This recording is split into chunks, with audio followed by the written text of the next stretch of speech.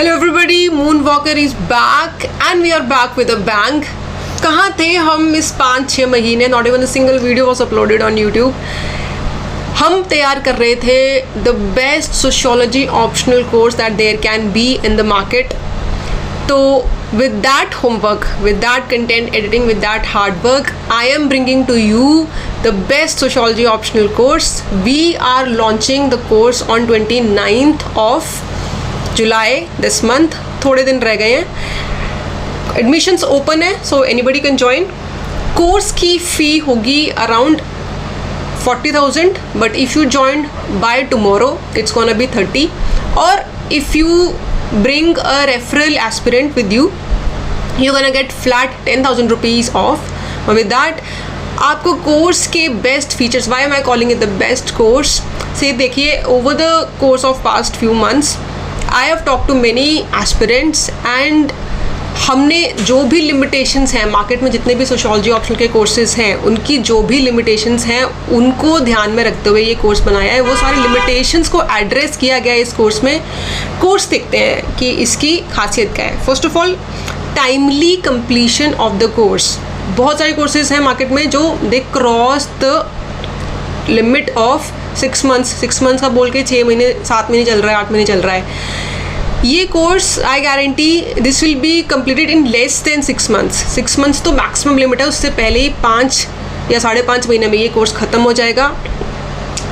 और इस कोर्स की खासियत ये है कि हम ये कोर्स शुरू कर रहे हैं पेपर 2 से, इंडियन सोसाइटी से। बहुत लोगों का पेपर 2 इंडियन सोसाइटी वीक है, बहुत सारे एस्पिरेंट्स का जिन्होंने कोचिंग ली है। रीज़न ये है कि पेपर 2 तक आते आते पेपर 1 ओवर एम्फोसाइज किया जाता है, पेपर 2 तक आते आते उतने दिन नहीं बचते हैं कोर्स कंप्लीशन के, तो बहुत हॉच पॉच, बहुत ही जल्दबाजी में ये कोर्स कंप्लीट कराया जाता है। फिर बहुत सारी फैकल्टीज़ का, ये मैं कहना चाहूँगी कि बहुत सारी फैकल्टीज़ का भी पेपर 2 वीक है। एंड वीक होने के कारण ये है कि पेपर 2 के सोर्सेज बहुत सारे स्कैटर्ड हैं। हर टॉपिक के लिए एक नई बुक पढ़नी पड़ती है। There is not consolidated single source जहाँ से पूरी इंडियन सोसाइटी कवर हो जाए। In my course I guarantee you कि मैंने जो मैं मटेरियल प्रोवाइड करूँगी उसके अलावा आपको कुछ नहीं पढ़ना है। उसके बियॉन्ड आपको एक शब्द किसी बुक से नहीं पढ़ना है, इंटरनेट से कोई रेफरेंस की ज़रूरत नहीं है। My sources, my content, my study material would be 100% coverage of the entire syllabus of sociology paper 1 and paper 2। ठीक है, तो 29 जुलाई से शुरू हो रहा है। 3 मंथ में पेपर 2 कंप्लीट हो जाएगा मैक्सिमम, एंड अगले 3 मंथ्स में पेपर 1 कंप्लीट होगा। Paper 2, paper 1।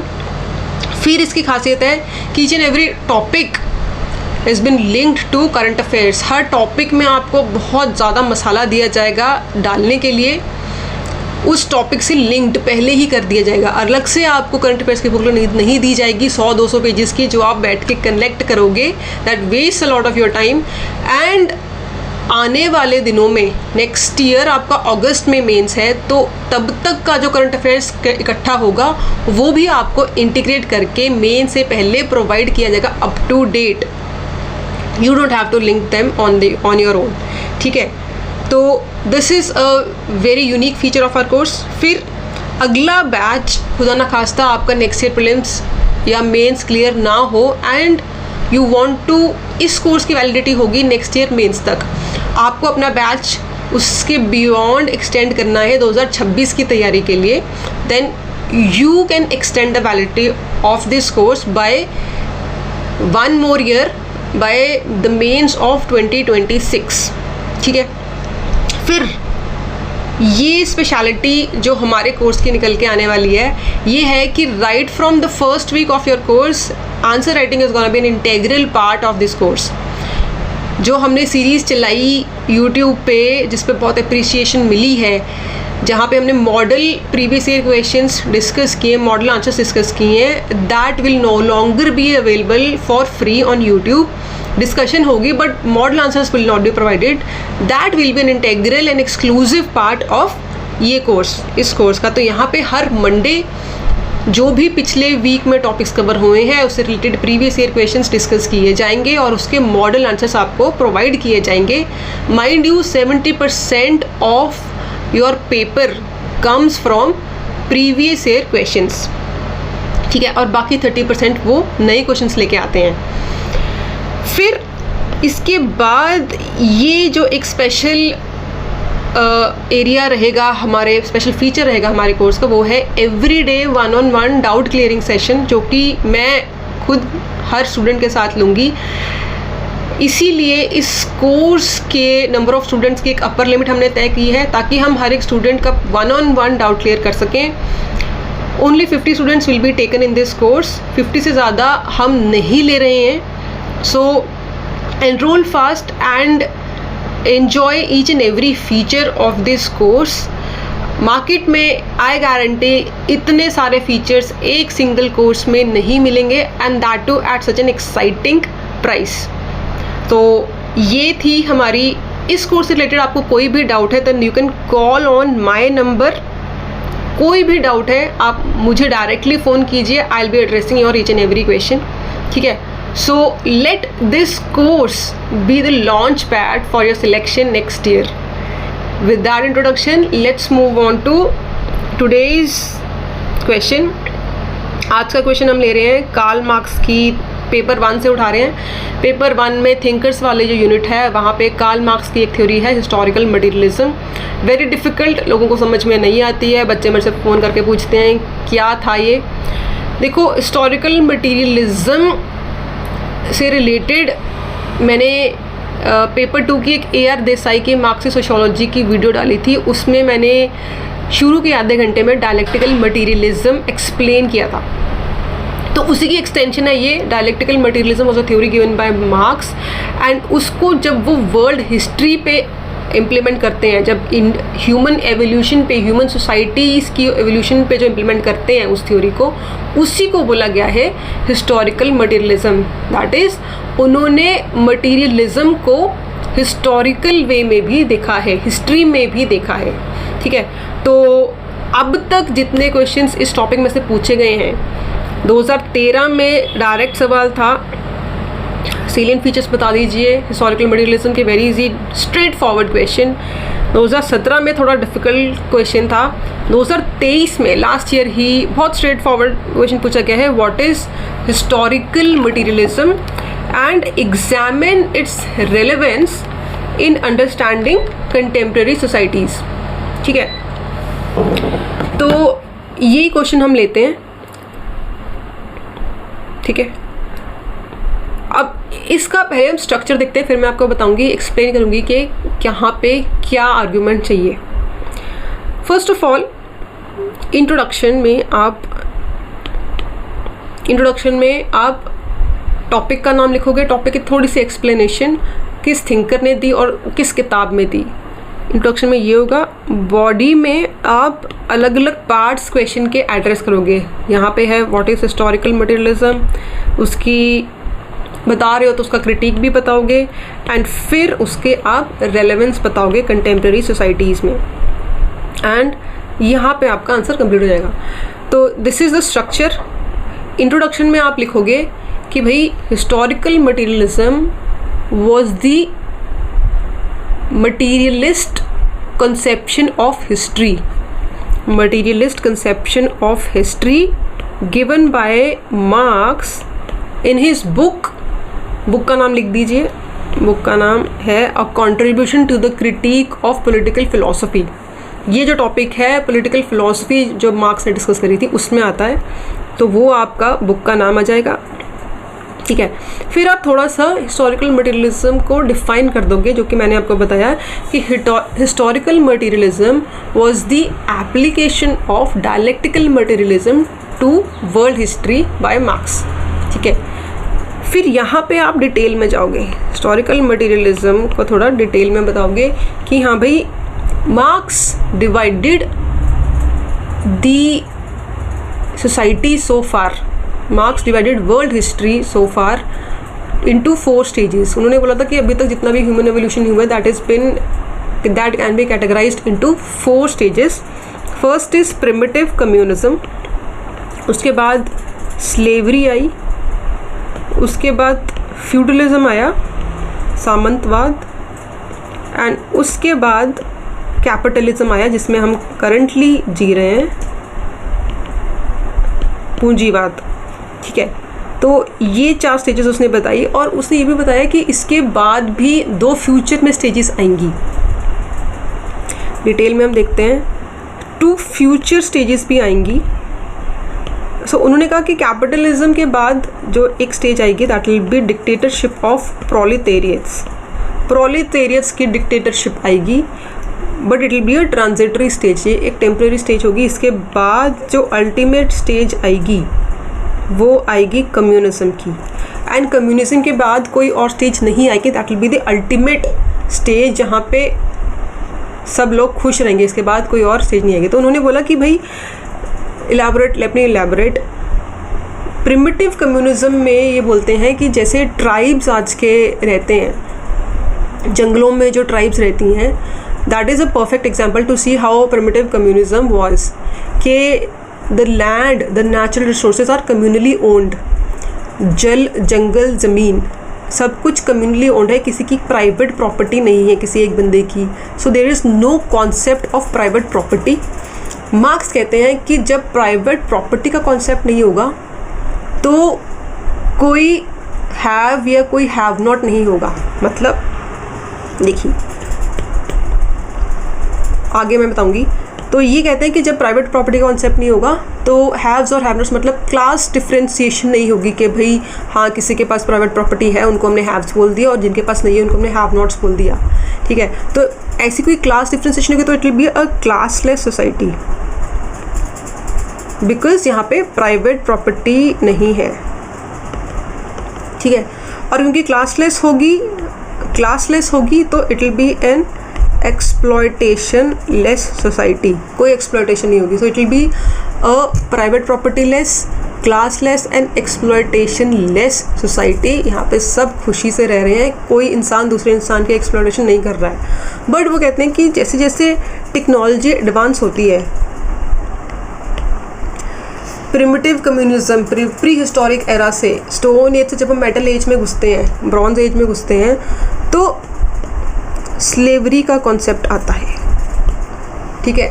टेक्नोलॉजिकल एडवांसमेंट से क्या हुआ, हमें लेबर चाहिए थी, हम काम को जल्दी कर सके। स्टोन से मेटल क्यों जा रहे हैं, तो मेटल से अपने हिसाब के टूल्स बना सके जो कि ज़्यादा ड्यूरेबल थे।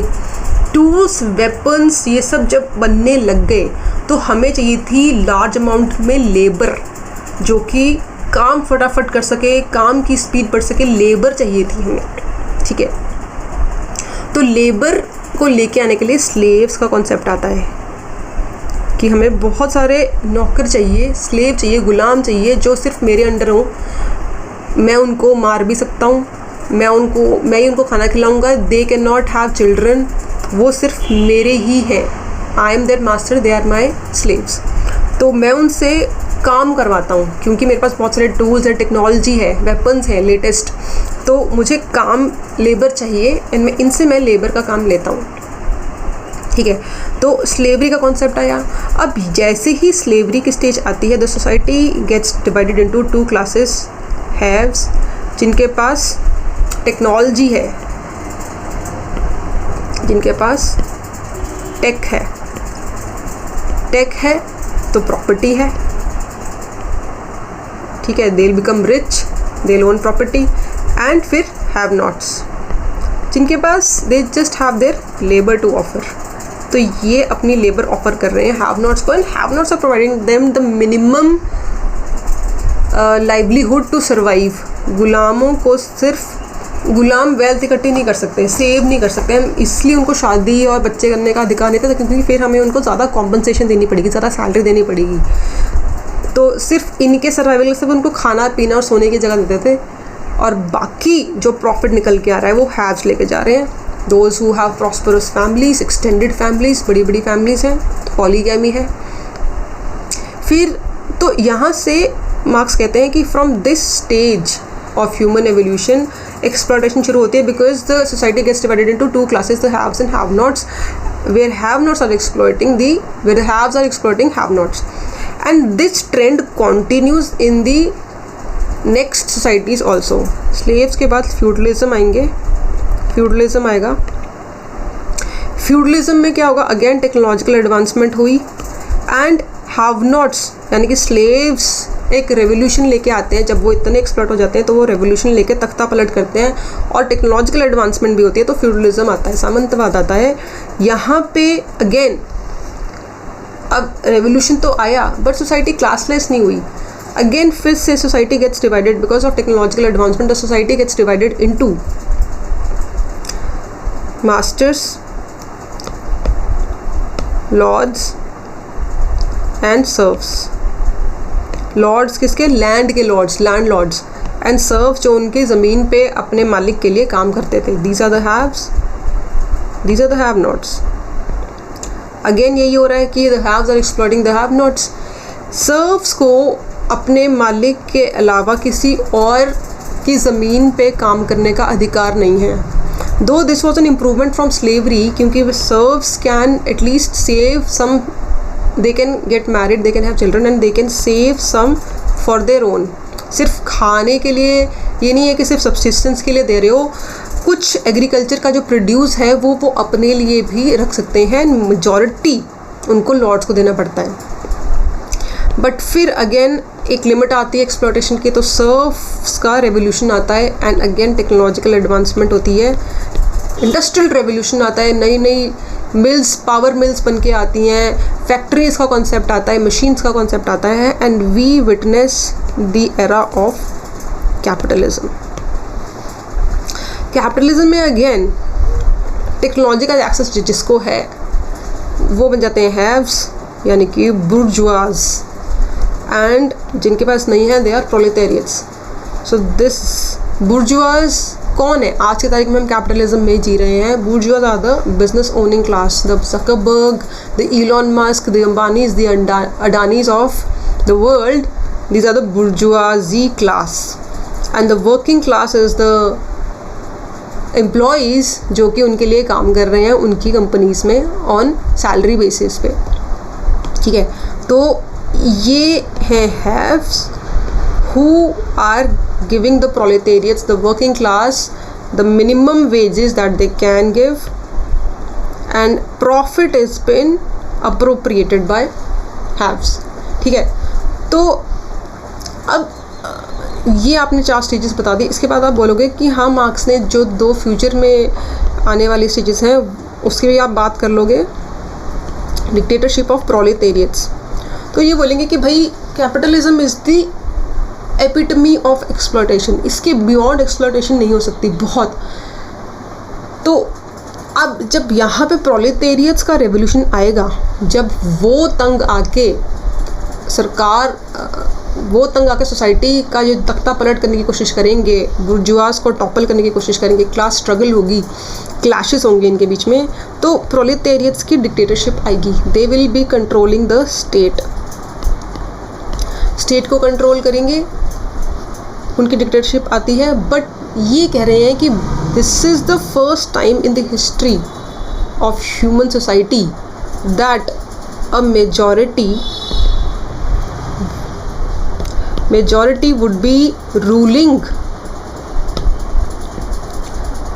the minority। ठीक है, that is proletariats की डिक्टेटरशिप है, they'll be ruling the bourgeoisie class। This is the first time. अभी तक क्या था, जितने भी ये लॉर्ड्स थे या उससे पहले मास्टर्स थे या बुर्जुआस थे, दे वर अ माइनॉरिटी जिनके पास टेक्नोलॉजी एक्सेस था, प्रॉपर्टी का एक्सेस था, प्रॉपर्टी ओनिंग क्लास थी, and they were ruling the majority class. ठीक है, तो क्योंकि for the first time in the history majority rule कर रही है and majority is the exploited one, जो अब तक एक्सप्लॉइटेड रही है, सो स्टेट का जो कॉन्सेप्ट है धीरे धीरे विदर अवे होगा, ख़त्म होगा। क्योंकि अब तक state is an instrument, Marx से कहते हैं कि state is an instrument created by the haves to control the masses. Elites, minority, haves जो हैं, जो प्रॉपर्टी ओनरशिप क्लास है, they have created this instrument called state, जहाँ पे लॉज बनते हैं और वो इम्प्लीमेंट होते हैं मासेस पे। राजा प्रजा का कॉन्सेप्ट ले लो, चाहे डेमोक्रेसी माइनॉरिटी मेजॉरिटी का कॉन्सेप्ट ले लो, कि state has been used as an instrument of exploitation. But क्योंकि for the first time the exploited class is getting access of state, it will use it in a good way. Good way कैसे कि state का धीरे धीरे वो wither away होगा and state को वो यूज़ करेंगे अच्छी चीज़ें लेके आने के लिए, यानी कि they will bring a classless society. they will eliminate the concept of private property.